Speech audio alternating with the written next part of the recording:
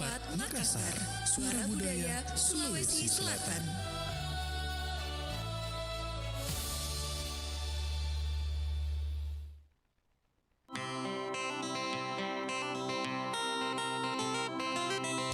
Nusantara Malam, Pro 4 RRI Makassar.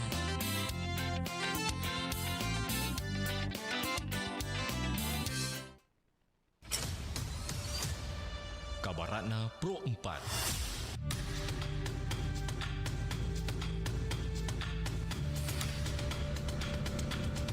Kabarana Pro 4 pukul 19 waktu Indonesia Tengah. Sahabat budaya, Batombe merupakan tradisi lisan yang berasal dari masyarakat Minangkabau di Sumatera Barat. Tradisi ini berupa pantun atau nyanyian yang dilantunkan secara berbalas antara laki-laki dan perempuan. Batombe biasanya dilakukan pada malam hari dalam suasana santai dan penuh keakraban. Selain sebagai hiburan, tradisi ini juga menjadi sarana komunikasi, perkenalan, serta mempererat hubungan sosial antar warga dalam pelaksanaannya. Pantun yang disampaikan berisi nasihat, ungkapan perasaan, hingga sindiran halus. Batombe menjadi salah satu bentuk kearifan lokal yang mencerminkan kecerdasan berbahasa serta nilai budaya masyarakat Minangkabau.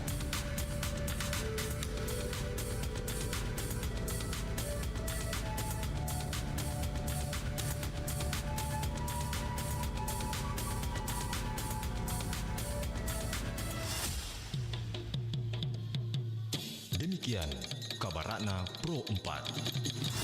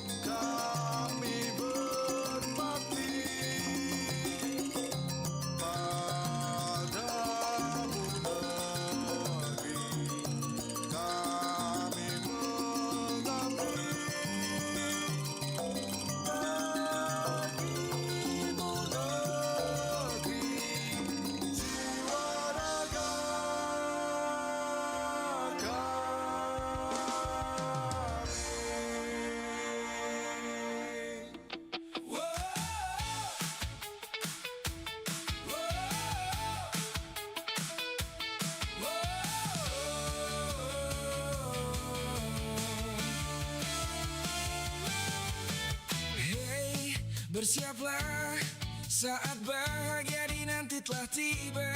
Seluruh penjuru dunia bersorak suara. Hey, bersiaplah, siapkan pasang telinga. Dengarkan komentator idola, imajinasimu menyala. Tak peduli jarak dan waktu, kita bernyanyi satu lagu untuk semangat yang menyala, untuk dunia yang bersuara. RRI bersuara, Piala Dunia untuk semua. Satu gol, satu doa menggema ke seluruh Indonesia. RRI menyapa, satukan asa dari desa sampai kota, di udara kita bersama. Sepak bola dan cinta merdeka.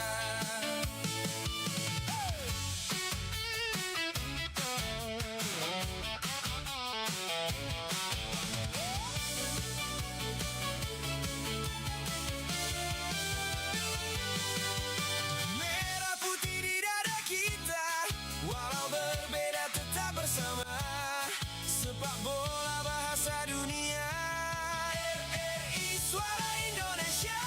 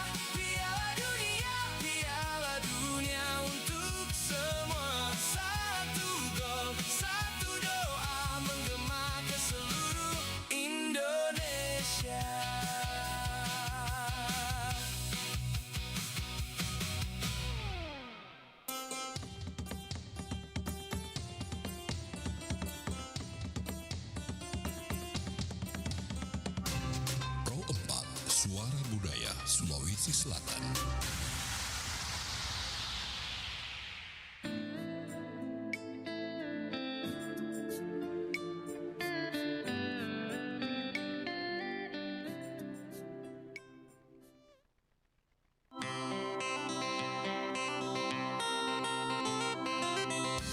Nusantara Malam, Pro 4, RRI Makassar.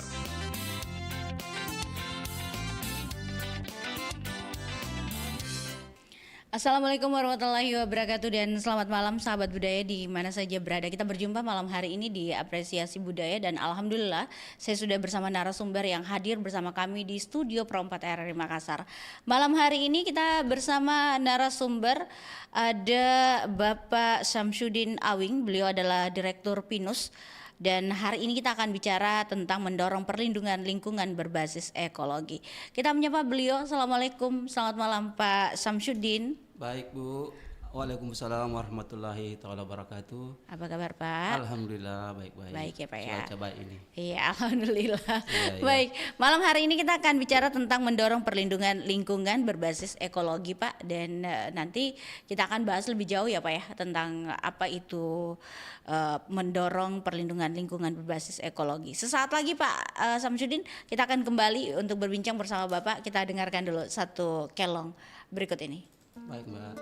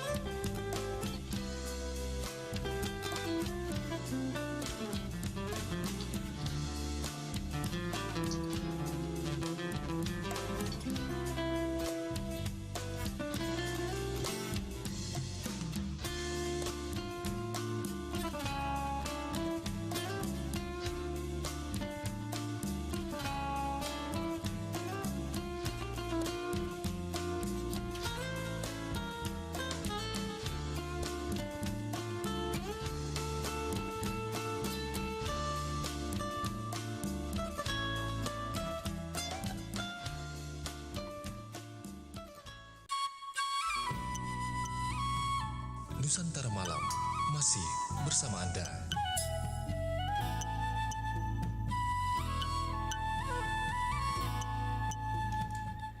Baik, sahabat budaya di mana saja berada, kita masih bersama malam hari ini di Apresiasi Budaya Lokal, dan alhamdulillah saya sudah bersama narasumber Bapak Syamsuddin Awing malam hari ini, dan kita akan membahas mengenai mendorong perlindungan lingkungan berbasis ekologi. Kita coba lagi kembali bersama Pak Syamsuddin. Pak Syamsuddin, masih kita bahas ini tentang lingkungan. Pasti kalau bicara tentang lingkungan ya hutan begitu ya Pak ya. Apalagi bicara tentang ekologi. Nah Pak, sebenarnya seperti apa sih kalau kita melihat hutan saat ini yang memang kalau dibilang sih hutan itu adalah salah satu juga pelindung kita ya dalam hal ya alam gitu, dari bencana alam. Nah Pak, mungkin bisa dijelaskan kepada kami malam hari ini bagaimana kondisi vegetasi dan ekosistem di hutan saat ini, serta sebenarnya apa fungsi utama hutan ini, misalnya mungkin produksi, lindung, atau wisata. Silakan Pak Syamsuddin. Baik Bu Haryanti, alhamdulillah kami berterima kasih ini bisa diundang ke Pro 4 ya RRI Makassar. Untuk mungkin bincang-bincang terkait dengan lingkungan. Mungkin sebelumnya jadi sekedar informasi bahwa ekologi itu kan sebenarnya adalah lingkungan. Ya, jadi lingkungan itu adalah ekologi. Nah, namun sebelum mungkin kita terlalu jauh ke sana, jadi kami dari Pilar Nusantara, karena jangan sampai lembaga kami ini ketika mendengar nama pinus yang pikiran kita itu mengawang-awang ke hutan pinus. Iya betul. Ya mungkin bisa dijelaskan dulu apa itu pinus Pak? Itu komunitas atau lembaga atau apa ini? Silakan Pak. Baik Bu. Jadi pinus itu adalah Pilar Nusantara. Mengapa dikatakan Pilar Nusantara? Karena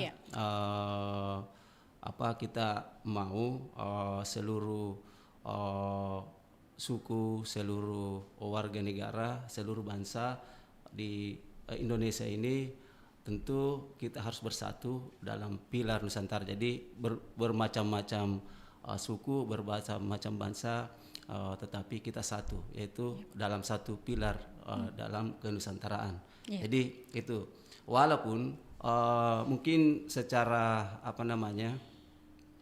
secara gerakan ya, jadi Pinus itu atau Pilar Nusantara adalah sebuah lembaga. Lembaga kami itu ini lembaga jaringan. Jadi pusatnya itu di Bandung, kemudian berkantor di Jakarta, kemudian ada terbentuk cabang di beberapa provinsi, ada di Sumatera Selatan, ada di Surabaya, ada di Sulawesi Selatan, ada di Bandung sendiri. Nah kalau di Sulawesi Selatan ini kami diminta untuk mengawal ini lembaga. Tentu gerakannya adalah ini di Sulawesi Selatan itu kita itu sudah sejak tahun 2010 ini Pinus itu atau Pilar Nusantara ada di Sulawesi Selatan. Nah awalnya itu kita mendorong bagaimana program perencanaan dan penganggaran berbasis perempuan dan orang miskin. Nah ini ya isu itu yang kita dorong itu tahun 2010, 2011 sampai 2014. Nah kemudian jadi kita itu bersama dengan pemerintah daerah Kabupaten Maros. Jadi di samping kita mendampingi pemerintah daerahnya, kita juga mendampingi masyarakatnya. Jadi koneksivitas di dalam mendorong gerakan tadi itu, bagaimana perencanaan dan penganggaran responsif gender dan orang miskin. Nah kemudian karena ini temanya adalah lingkungan, nah Pinus itu sendiri itu sudah mengelola isu ini sejak tahun 2016. Sejak 2016 di Kabupaten Maros.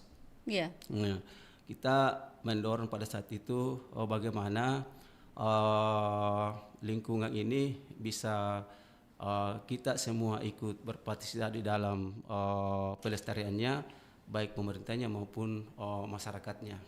Nah, terkait dengan pertanyaan Ibu Asrianti, terkait dengan bagaimana kondisi vegetasi dan ekosistem di hutan saat ini, saya kira sekarang ini kita punya vegetasi dan ekosistem yang saat ini datanya tahun 2026 itu berada dalam situasi yang mengkhawatirkan atau tidak baik-baik saja. Ini ditandai dengan tingginya tingkat bencana, deforestasi, serta degradasi lahan. Nah, ini kita lihat ini. Tetapi meskipun itu di Indonesia ini memang itu didukung oleh hujan tropis. Hujan tropis yang kayak tekanan alih fungsi lahan dan yang akan menjadi ancaman, dan itu sangat merusak keseimbangan ekosistem. Nah, ini sebenarnya disitulah kenapa kondisi kita punya hutan dan lahan ini yang tidak baik-baik saja. Nah, kemudian ini ada data, Bu. Terkait dengan deforestasi tinggi itu. Jadi berdasarkan data tahun 2024 itu sudah 175,4 ribu hektar ini mengalami deforestasi. Luar biasa ini. Kemudian perubahan vegetasi itu sudah jutaan bekas hutan ini. Jadi hutan lindung dulu yang awalnya itu rimbun, kemudian ini sudah bertransformasi menjadi semak belukar atau rumput alang-alang. Nah, ini ada kita temui ketika mungkin kita naik pesawat dan kita menoleh ke bawah, itu hutan-hutan itu kita lihat itu hanya semak belukar. Nah, gimana kalau hutan yang sebenarnya fungsinya adalah untuk menahan erosi. Nah, kemudian alang-alang yang tumbuh itu kan pasti itu mengalami perubahan ekosistem. Kemudian itu banyak juga kenapa terjadi ini, karena itu konversi lahan, Mbak. Konversi lahan seperti kita lihat bagaimana perkebunan dibuka di mana-mana, kemudian pertambangan. Di samping memang ada faktor alam terkait dengan kebakaran hutan. Nah, saya kira ini juga sangat mendukung terkait dengan ancaman ekosistem. Nah, itu juga sangat mengganggu terkait dengan habitat satwa liar, kemudian mengurangi keanekaragaman hayati dan meningkatkan emisi karbon. Nah, ini semua ini tadi itu kenapa kita punya hutan ini tidak baik-baik saja.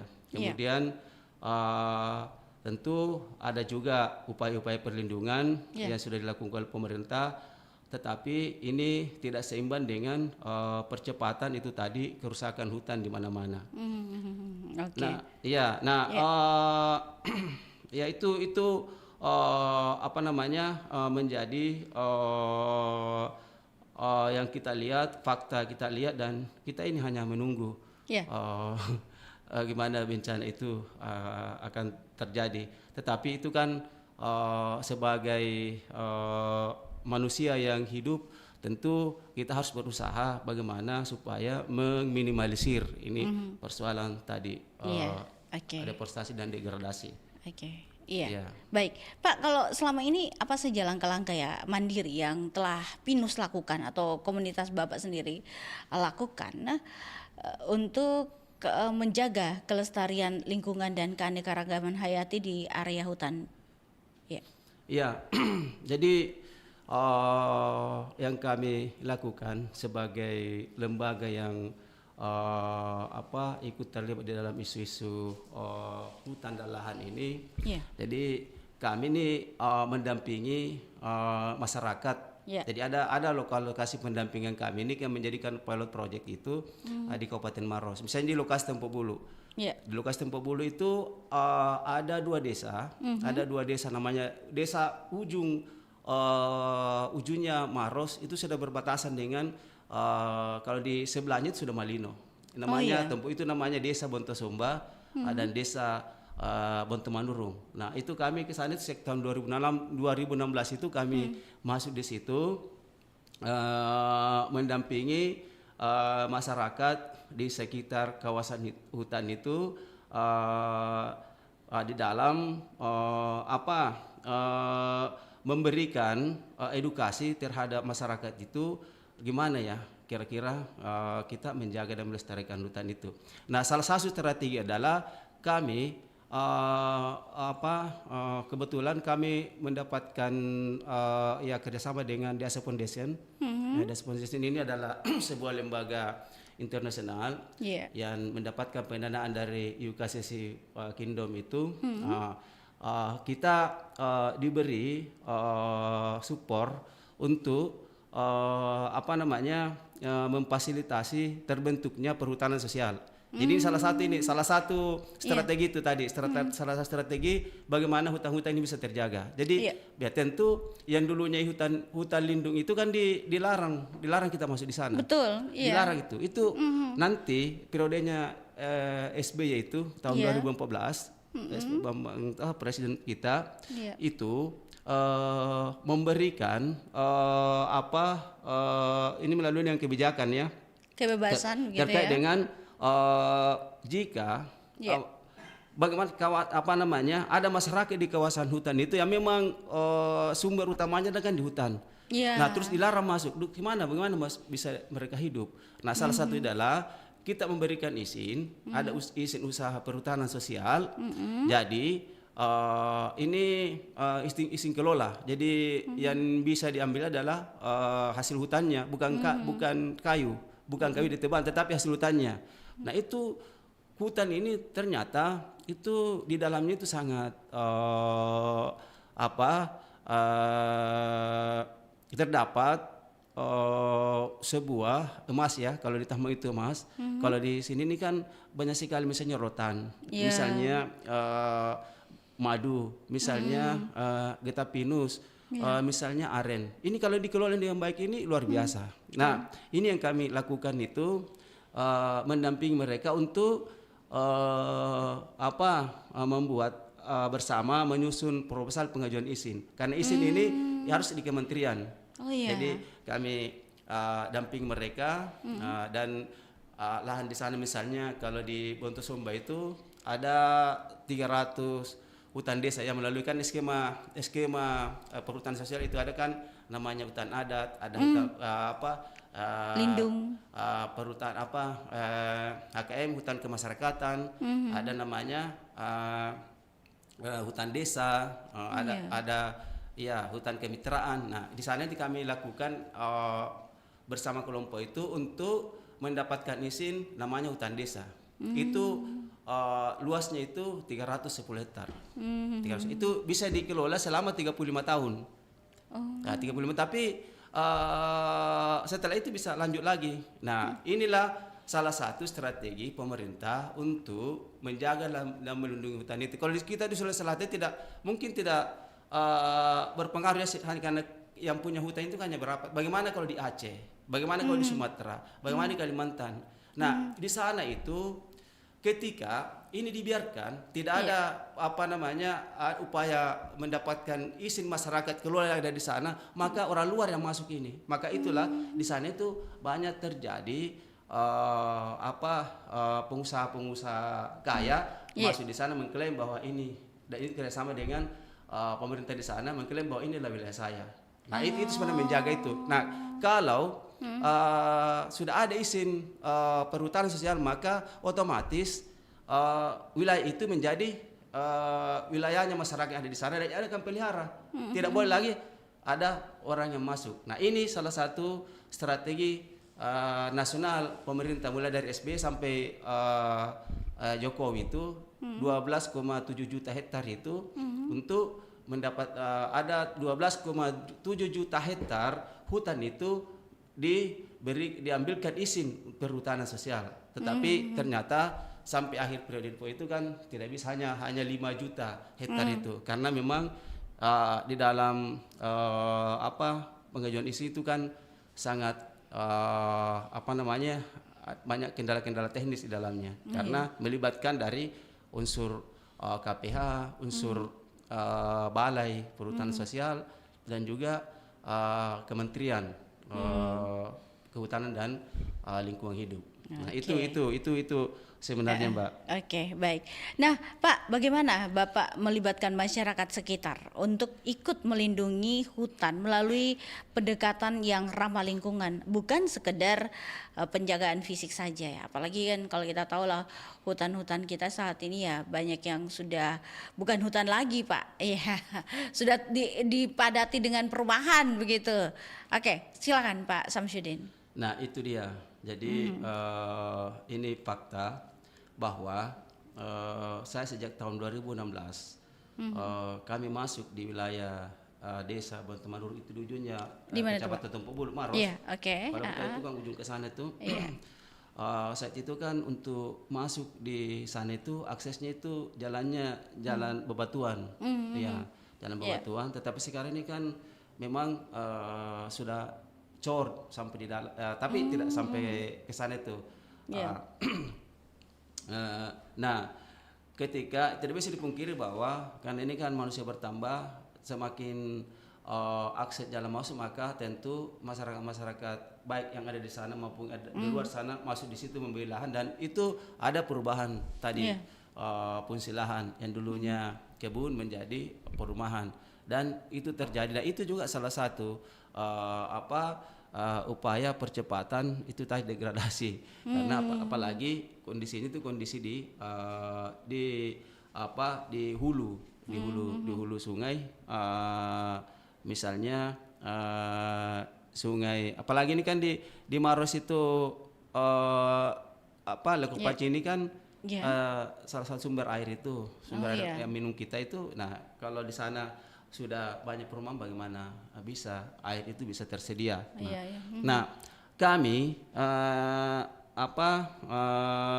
bagaimana melibatkan masyarakat? Nah, salah satu upaya pendampingan adalah kami ada namanya membentuk forum perempuan penjaga hutan. Ini penting ini. Namanya Women Forest Defender. Iya. Apa itu, Pak? Nah, ini perempuan penjaga hutan itu di sana itu sudah terbentuk, dan ini inisiatif, tapi kita tentu mendampingi untuk bagaimana mereka itu bisa terlibat. Nah, forum perempuan penjaga hutan ini kita kasih ada peningkatan kapasitas, ada pelatihan bagaimana di soal pemetaan wilayah, kemudian bagaimana terkait dengan mereka ini selalu mengontrol hutan-hutan yang ada di sekitarnya. Jadi misalnya anggaplah kami ada kelompok di sana, kelompok perhutanan sosial Ujung Bulu itu, terbentuk itu tadi perempuan penjaga hutan, maka itu wilayahnya 96 hektar. Nah, itu menjadi tanggung jawab mereka, dan setiap saat dia kontrol itu, menjaga itu, dan ketika ada yang mencurigakan dia langsung ada memang pengaduan. Nah, ini sudah terkonek dengan kepala desa dan cepat. Seperti itu. Nah, ini kami libatkan masyarakat yang di sana itu untuk ikut terlibat betul, dan ini setiap saat. Jadi ketika kita kesana bagaimana kondisinya aman, Pak. Kalau misalnya ada suara senson yang ada di situ, misalnya, wih, kedengaran dari jauh itu ada senson. Ternyata senson itu kan mungkin orang yang bangun diam, tapi yang jelas dia datangi, dan dia pastikan bahwa itu bukan kayu itu diambil dari hutan di wilayahnya. Oke, baik. Oke, baik Pak, kita jeda dulu ya Pak Samsudin ya. Silakan. Kita dengarkan dulu kembali satu kelong berikut ini.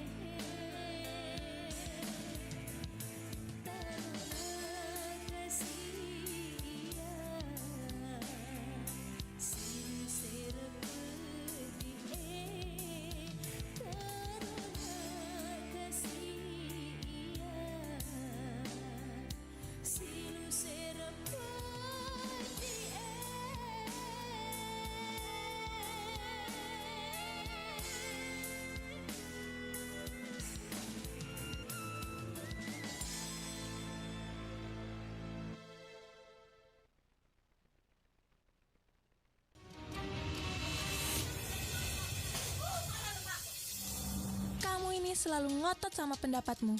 Kalau begini terus, kapan kita bisa kerjasamanya? Aku juga punya alasan tahu. Jangan cuma lihat dari sudut pandangmu sendiri. Udahlah teman-teman, kita itu harus cari cara, bukan malah nambah masalah.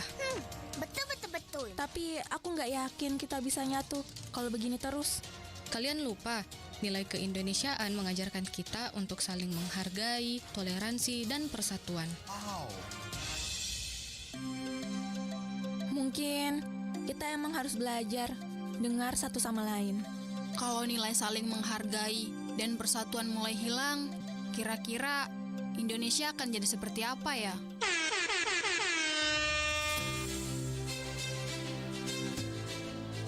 Mari kita bangun Indonesia yang lebih baik dengan menguatkan nilai-nilai persatuan dalam perbedaan.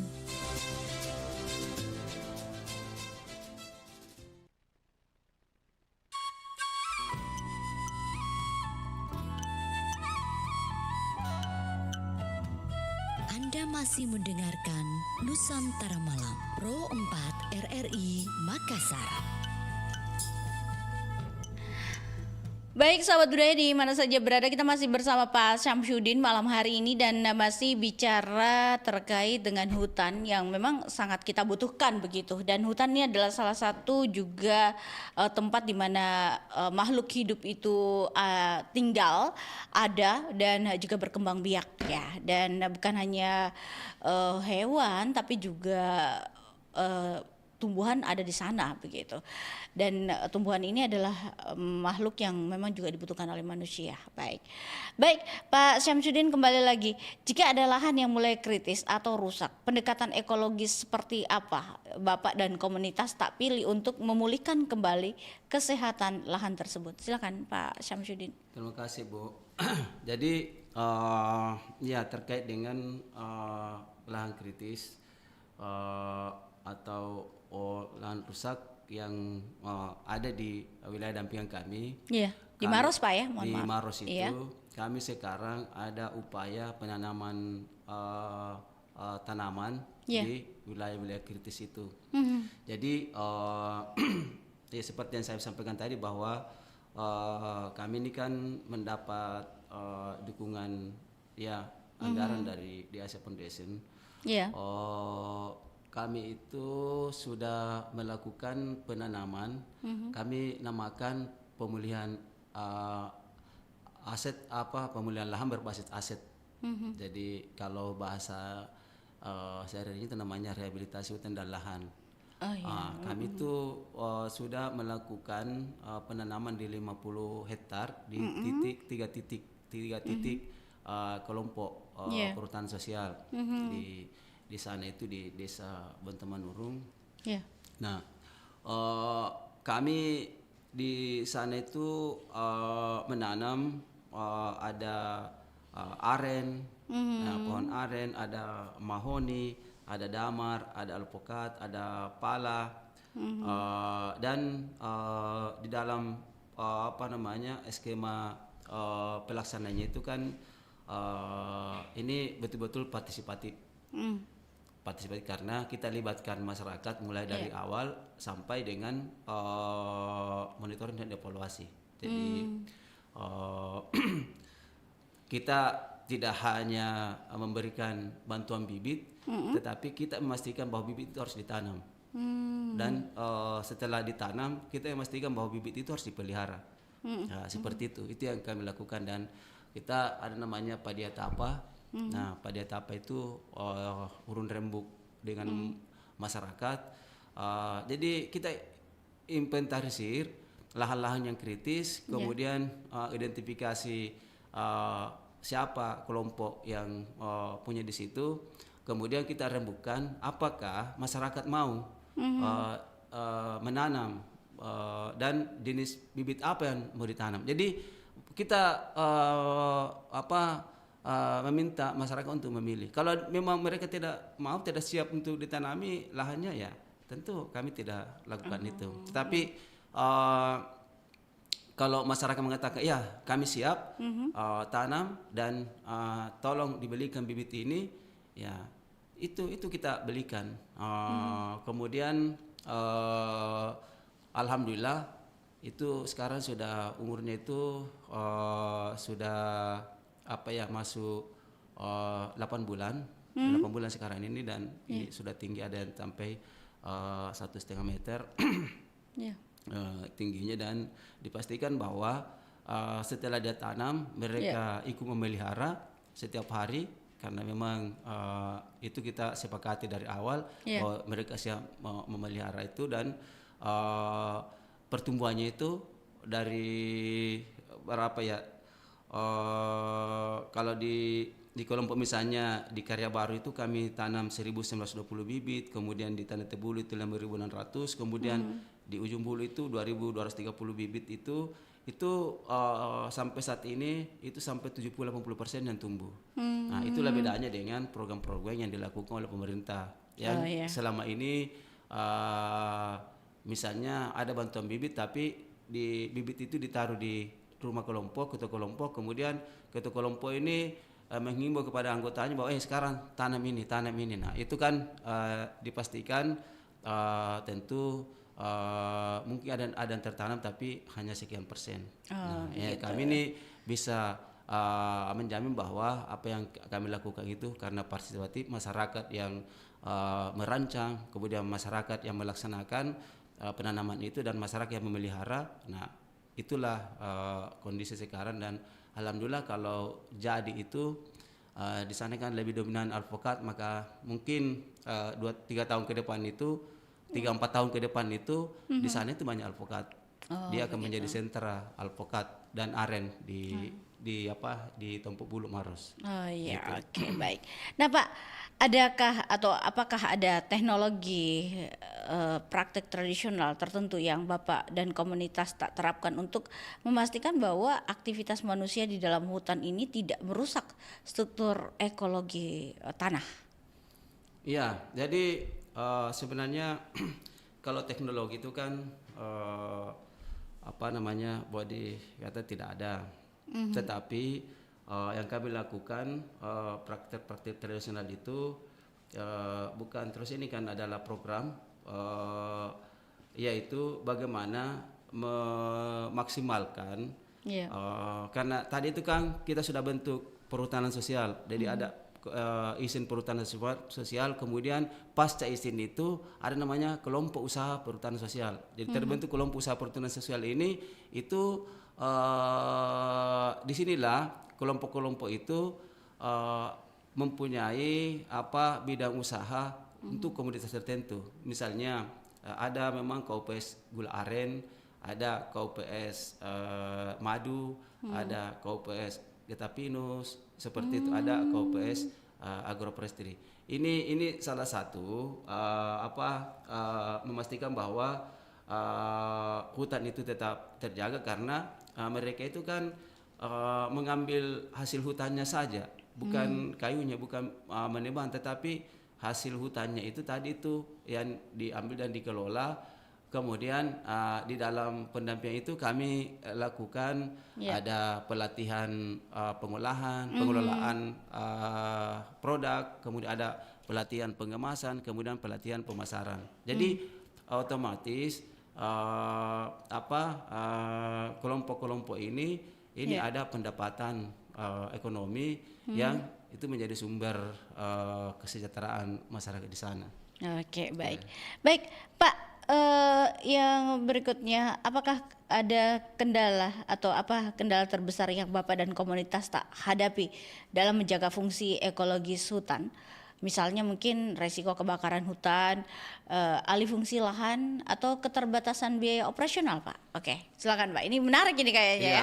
Oke, silakan. Iya, Bu. Jadi sebenarnya kalau kendala-kendala terbesar sebenarnya begini, terkait dengan program perhutanan sosial ini seakan-akan masih menjadi milik pemerintah pusat, masih menjadi milik pemerintah provinsi, karena kehutanan itu kan sudah tidak ada di kabupaten, yang ada itu UPTD di sana, sehingga ini juga menjadi kendala karena kebijakan-kebijakan dirumuskan oleh daerah kabupaten yang notabene wilayah hutan itu ada di kabupaten, ada di desanya.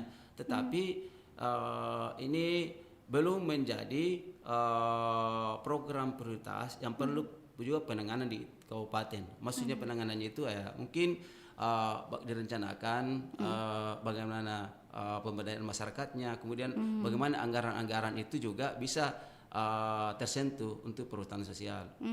Karena di dalam penyusunan RPJMD misalnya itu tidak memuat terkait dengan bagaimana kebijakan pengelolaan kelompok-kelompok perhutanan sosial yang ada di daerahnya. Nah, ini menjadi kendala. Jadi maksud saya kendala ini di kendala kebijakan. Itu yang kami temui selama ini, Pak. Oke, baiklah. Pak, kalau bicara tentang skema transfer, kembali lagi nih, anggaran lah ya, skema transfer anggaran ini diterapkan. Dukungan dalam bentuk apa yang paling dibutuhkan untuk pelestarian hutan? Apakah dana segar, bantuan sarana prasarana, atau ada yang lain ya nih Pak Samsudin? Iya, tarik nafas dulu. Iya. Iya, jadi begini, Mbak. Oke, ya, agak dekat Pak, boleh? Iya. Begini, Mbak. Jadi sebenarnya kami ini mendampingi itu tentu dengan ada skema. Kalau yang kami dampingi misalnya di Kabupaten Maros, kemudian di Kabupaten Sinjai, di Kabupaten Diponto, di Kabupaten Bulukumba, kemudian di Kota Parepare. Nah, di situ kita ada namanya program EFT, Ekologika Fiscal Transfer. Apa itu, Pak? Ini menarik ini. Jadi transfer anggaran berbasis ekologi. Transfer anggaran berbasis ekologi. Nah, ini transfer anggaran berbasis ekologi ini adalah transfer fiskal dari pemerintah yang lebih tinggi kepada pemerintah di bawahnya. Jadi misalnya begini. Nah, ini konsep ini salah satu upaya bagaimana supaya pelestarian lingkungan itu tetap lestari, karena ini kita fokusnya di desa. Jadi skema ini sebenarnya adalah kalau di kabupaten itu namanya transfer anggaran kabupaten berbasis ekologi, kalau di pusat itu namanya transfer anggaran nasional berbasis ekologi TANEH, kalau di provinsi itu transfer anggaran provinsi berbasis ekologi. Nah, karena kami fokus di TAKE itu transfer anggaran kabupaten berbasis ekologi. Pengalaman di kami dampingi kabupaten, misalnya itu tadi saya sebutkan Sinjai, Bulukumba, Jeniponto, Maros, Parepare, di situ kita bersama dengan pemerintah daerahnya untuk memberikan insentif kepada desa-desa yang menjadikan ekologi ini, kinerja ekologi ini menjadi prioritas. Nah, ini penting. Nah, melalui skema ADD, alokasi dana desa. Jadi alokasi dana desa itu kan menjadi kewenangan kabupaten, Mbak. Kecuali kalau itu kan sumber pendapatan di desa itu kan ada dua. Alokasi dana desa dengan dana desa. Kalau dana desa itu kan sekarang di pusat. Kalau ADD itu kewenangan, jadi 10% dari DAU itu dialokasikan untuk alokasi dana desa. Nah, alokasi dana desa ini diformulasi. Jadi kami ini diformulasikan itu. Jadi kalau selama ini di kabupaten itu formulasi alokasinya itu misalnya ada secara merata, ada proporsional, ada kinerja. Nah, kalau merata itu kan misalnya dari sekian besarnya ADD di kabupaten, misalnya di Kabupaten Maros, maka kalau 60% itu 60% itu yang dibagi merata ke semua desa. Kemudian proporsional itu kan tergantung dari misalnya luas wilayahnya, kemudian jumlah penduduk, kemudian masyarakat miskinnya. Nah, kalau kinerja ya tentu berdasarkan kinerja desa. Nah, semakin desa itu berkinerja baik, maka tentu akan mendapatkan insentif yang lebih besar. Nah, disitulah kami formulasi masuk itu tadi kinerja ekologi. Oh, Jadi iya. misalnya kalau kabupaten itu hanya memasukkan itu kinerja itu misalnya kinerja administrasi desa, misalnya desa-desa yang laporan keuangannya itu tepat waktu itu mendapatkan insentif kinerja ya penghargaan, maka kita masukkan itu kinerja ekologi. Nah ini makanya saya bilang tadi itu ini adalah salah satu sistem ini transfer anggaran Kabupaten Berbasis Ekologi itu salah satu bagaimana upaya-upaya perlindungan lingkungan itu ada karena kita berbasis desa. Nah disitulah dirumuskan di kinerja ekologi itu misalnya kita sama kabupaten untuk menyusun karena tentu kalau ADD itu kan payung hukumnya ada peraturan bupati setiap tahun itu disusun. Nah di situ kita bersama-sama dengan kabupaten untuk kira-kira misalnya kalau kita ke lingkungan itu kan ya ekologi itu kan banyak misalnya terkait dengan sampah, terkait dengan persampahan, terkait dengan bencana kebencanaan itu kan salah satu indikator lingkungan. Nah misalnya anggaplah di Sinjai itu dia masukkan desa-desa yang memiliki tempat sampah, tempat sampah aktif. Maksudnya aktif itu adalah dikelola oleh ada kelompok pengelola di situ. Nah itu mendapatkan kinerja alokasi kinerja lebih banyak. Itu salah satu indikator. Nah itu kita rumuskan. Jadi ada indikatornya, kemudian bagaimana penilaiannya, kemudian nanti jadi betul-betul ini berkompetisi, desa berkompetisi untuk sama-sama mewujudkan itu. Kalau mau ada tambahan anggaran maka ya ada tadi itu. Ada tadi persyaratannya terkait dengan kinerja ekologi yang kita rumuskan, yang ada di Perbub. Sudah ada memang di Perbubnya itu misalnya pengelolaan persampahannya, kemudian terkait dengan desa-desa yang ada membuat ada SK tentang siaga bencana. Nah, itu juga salah satu indikator. Nah, inilah yang kami dampingi pemerintah desa dan ini berlanjut sampai sekarang. Nah, mudah-mudahan karena ini baru beberapa kabupaten dan mudah-mudahan nanti ke depan semua kabupaten di Sulawesi Selatan itu bisa menerapkan itu. Jadi betul-betul kita menjaga dan melestarikan lingkungan itu mulai dari desa kan dan didukung oleh program dan masuk memang di kebijakan daerah karena ada payung hukum yang menjamin terkait dengan itu. Oke. Baik, Pak. Yang berikutnya yang harus kita tahu juga bagaimana sebenarnya skema insentif ekologi motivasi Bapak dan komunitas tak untuk memperluas area tutupan pohon atau merehabilitasi lahan yang kritis di sekitar wilayah yang Bapak dan komunitas tak tangani begitu. Silakan Pak. Iya, jadi kami selama ini kan mendampingi kelompok-kelompok itu tadi betul-betul memastikan bahwa hutan ini bisa terjaga, bisa lestari. Nah, upaya kami itu kan ada penanaman pohon, kemudian bagaimana bentuk keterlibatan, malah ada sudah terbentuk kelompok perempuan penjaga hutan. Itu kan salah satu upaya kami di komunitas kami untuk ikut menjaga dan melestarikan hutan itu. Iya. Nah, saya kira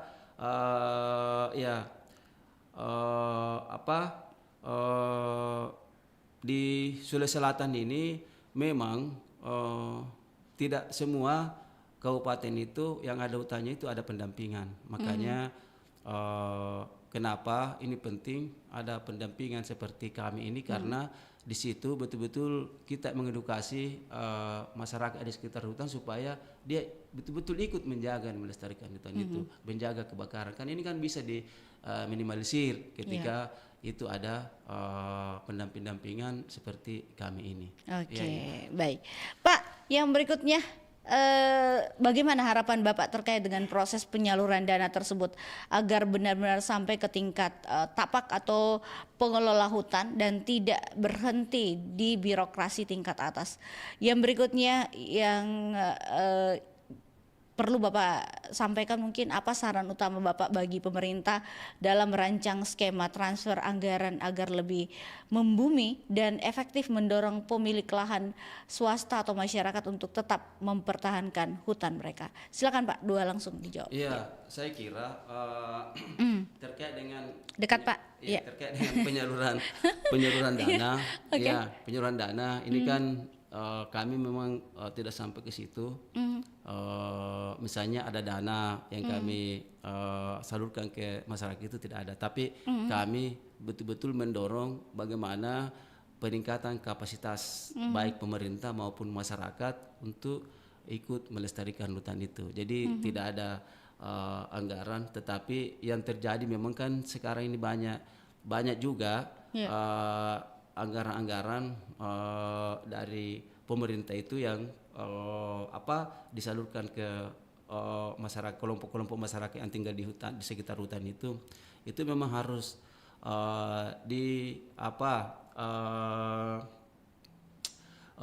kita pastikan dan tentu dalam hal ini kelompok itu dan pemerintah desa itu kan memang harus ikut terlibat mengawal dari program-program itu sehingga bisa betul-betul dana-dana ini sampai ke kelompok-kelompok itu. Walaupun misalnya kan kalau di hutan itu kan biasanya ada dana bantuan bibit. Nah, kemudian di samping ada bantuan bibit itu kan ada juga dana untuk menanam. Misalnya kan ada dana untuk menanam, misalnya sekian pohon ditanam maka sekian itu memang harus diberikan kepada masyarakat karena itulah salah satu upaya sehingga masyarakat yang terlibat itu ikut di situ itu kan pasti merasa bahwa karena kami menanam tentu kami akan menjaga supaya pohon ini bisa tumbuh dengan baik. Itu makanya penting ini untuk dikawal. Nah, khususnya memang pemerintah desa juga penting untuk memastikan itu jangan sampai banyak anggaran masuk di sana tapi desa kan tidak tahu. Ya karena mungkin tidak dilibatkan atau bagaimana. Tapi kalau menurut kami itu kan penting kepala desa itu bisa misalnya kalau ada program-program seperti itu melibatkan diri lah. Jangan acuh. Kalau memang tidak dilibatkan ya usahakan ya mencari tahu ini program apa karena itu tadi memang banyak sekarang ini program masuk desa dan ini tidak terkawal dengan baik. Tapi kalau pendampingan seperti kami ini kami yakin karena ini kan disusun mulai dari perencanaannya itu memang kita melibatkan semua unsur, jadi tentu di dalam pelaksanaannya itu terintegrasi dengan semua unsur. Oke. Baik, closing statement Pak, 1 menit mungkin apa yang perlu Bapak sampaikan untuk topik kita di malam hari ini. Silakan Pak Samsudin. Jadi kalau menurut saya karena kita ini sudah berada di kondisi yang tidak baik-baik saja. Jadi di mana-mana bencana ini ada dan tentu suatu saat ini kalau kita tidak betul-betul ikut terlibat di dalam bagaimana meminimalisir itu, maka kita ini hanya menunggu, hanya menunggu mungkin ya kita tidak tahu apakah misalnya tanah longsor atau ada banjir besar itu akan melanda kita, itu kita tidak tahu. Tetapi bagaimana sekarang ini bisa kita bersama-sama untuk meminimalisir itu. Misalnya terkait dengan ini persoalan sedikit, saya misalnya sampah ini kan kita lihat di mana-mana ini itu menjadi problem. Nah kalau saya terkait dengan sampah ini cobalah kita sadar diri untuk bisa penggunaan misalnya plastik itu kan jangan terlalu banyak karena itu juga salah satu yang dampak lingkungan yang sangat krusial kalau plastik ini kita pemakaiannya banyak dan tentu kan daur ulangnya ini sangat susah. Jadi mulai dari rumah tangga untuk bisa bagaimana sampah-sampah ini bisa kita kalau bisa ada daur ulang ini lebih bagus. Oh, iya. Iya, bisa ada daur ulang lebih bagus. Iya, Jadi iya. close assessment saya itu adalah sadarlah tetap dengan lingkungan, karena jangan sampai kita tidak tahu hari ini atau besok Iya. bencana itu akan datang. Oke. Iya. Baik, terima kasih Pak Syamsuddin Awing sudah hadir bersama kami, Direktur Pinus, komunitas Pinus ya, begitu Iya, atau Pilar lembaga Nusantara. Pinus. Iya, Pilar Nusantara. Terima kasih banyak sudah hadir bersama kami malam hari ini. Terima kasih. Sukses untuk aktivitasnya Pak ya, dan komunitasnya juga. Sampai jumpa di lain kesempatan. Assalamualaikum warahmatullahi wabarakatuh. Waalaikumsalam warahmatullahi wabarakatuh. Kabaratna Pro 4.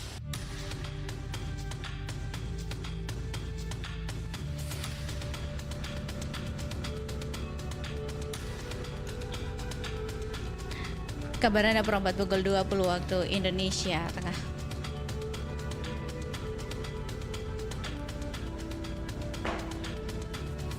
Sahabat budaya, sego gono merupakan kuliner khas Temanggung yang sering disebut sebagai versi unik nasi campur tradisional. Berbeda dengan sego megono dari Pekalongan yang identik dengan nangka muda, sego gono khas Temanggung menggunakan campuran daun lembayung, kacang panjang dan kelapa parut, berbumbu serta ikan teri yang gurih. Perpaduan bahan-bahan sederhana tersebut menghasilkan cita rasa khas yang gurih, sedikit pedas dan sangat nikmat disantap bersama nasi hangat. Demikian kabar Anda Pro 4 pukul 20, sampai jumpa di kabar Anda berikutnya.